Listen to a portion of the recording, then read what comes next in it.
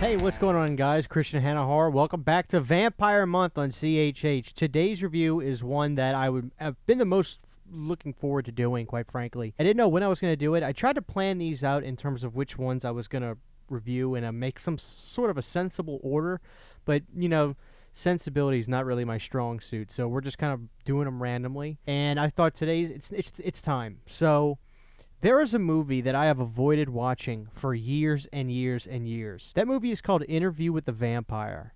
Now, the reason I avoided watching it is because of preconceived notions. I've said that term before. You saw what happened with me with Vampire's Kiss, and it happened again with Interview with the Vampire. To give you a little bit of a context, the reason I avoided watching it is because, quite frankly, the title of the movie was weird. It didn't really grab me. And then, quite frankly, the thought of watching a Tom Cruise movie being a vampire, just not that exciting to me, I gotta be honest with you. But sure enough, I finally watched it years later, and I have to say that Interview with the Vampire is one of the best films of the 90s, period. So going into this movie, I really didn't know what to expect besides just thinking I was gonna hate it. So sure enough, I put it on one night, and I'm greeted to Brad Pitt as this vampire being interviewed by Christian Slater, and I'm like, okay, well, so far, kind of cool. What's going on? Then you find out it's sort of a period piece, and we go back in time to find out when Brad Pitt's character becomes a vampire, and then we're introduced to basically the main evil vampire of this movie, Tom Cruise. Now, this movie's based off of a book, and the author, Anne, she did not want Tom Cruise to be in this movie, so I kind of felt good knowing that, you know, the author of the book was not really keen on Tom doing it either, but the story goes that she showed up to set one day and met Tom Cruise playing the character, and she was like, never mind. He's got it. Sometimes you just got to tell yourself, you know, maybe Tom Cruise is one of the biggest actors in the world for a reason. The guy can act. And him as the vampire in this movie is amazing. So to give you a little bit of a plot synopsis with this movie, as I said, we started with the movie where Brad Pitt is a vampire and he's being interviewed by Christian Slater deep in the heart of New York City, and he's trying to explain the story of what happened. And then Christian Slater is like, am I really talking to a vampire? But he soon sees that Brad Pitt is not a normal-looking guy, and he's got a really interesting tale to tell, very specific. So back in the day, Brad Pitt, who's living a normal life at the time, gets bit by a vampire one night, and it's by Tom Cruise. Now, Tom, being this evil vampire, decides to let him live if he can join him and live the life of a vampire as well. But you soon to learn that a lot of times when people get bit in movies and start to become vampires, they struggle with being a decent person that still has caring feelings for others and becoming maniacal and deadly. We saw it in Near Dark, and quite frankly, you see it again in Interview with the Vampire. So now Brad Pitt's character has to struggle throughout this movie of watching Tom Cruise kill people, suck their blood, manipulate them, lie to them, take from them, and just pillage people to survive. And Brad Pitt wants to survive basically on eating dead animals and rats because blood is blood, but then you soon realize that it's human blood that really gets the juices flowing, so to speak. So the dichotomy between the two is a great relationship because on one hand, you've got Tom who relishes this lifestyle of being a vampire and being vicious and maniacal and taking old women out with no disregard at all and just enjoys it.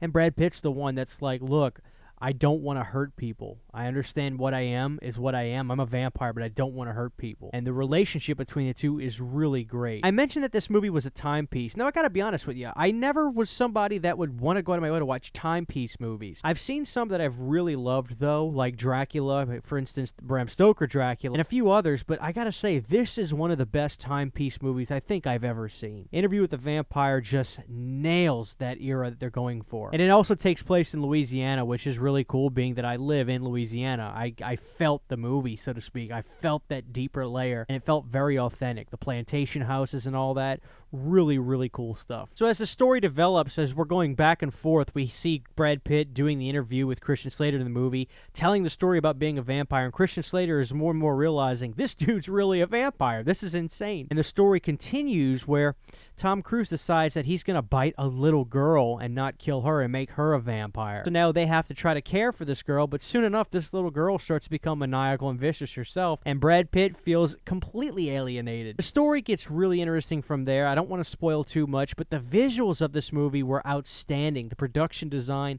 was a 10 out of 10, and the acting was really that good. I've always been somebody that felt like a little bit of a punk or a rebel that didn't want to watch movies with some of these big actors because I just felt like, well, that's what the majority of people want to watch. I don't want to see that.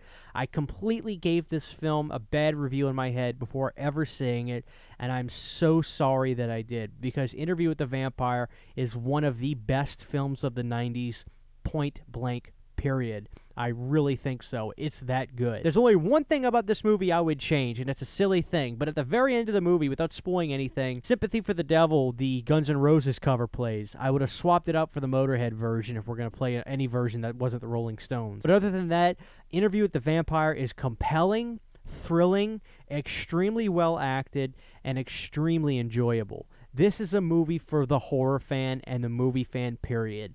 It's not boring. It's not slow. It moves. It's entertaining. And it completely blew me away. Interview with the Vampire is the real deal. And so when I did Vampire Month, I knew this was the month that I have to bring this movie up. This may not be a movie that will resonate with too many people because of the preconceived notions that they may have had that I do. But if you're willing to take a shot on this movie if you have not seen it, I can almost guarantee it'll become a fan favorite.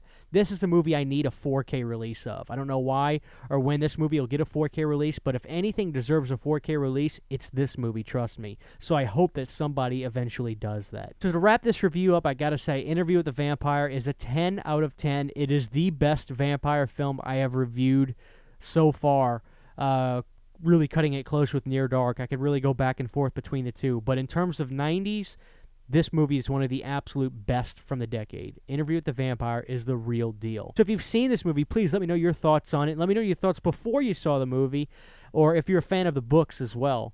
For now, this is Christian Hannah Horror saying Interview with the Vampire is the real frickin' deal. We'll see you guys next time for Vampire Month.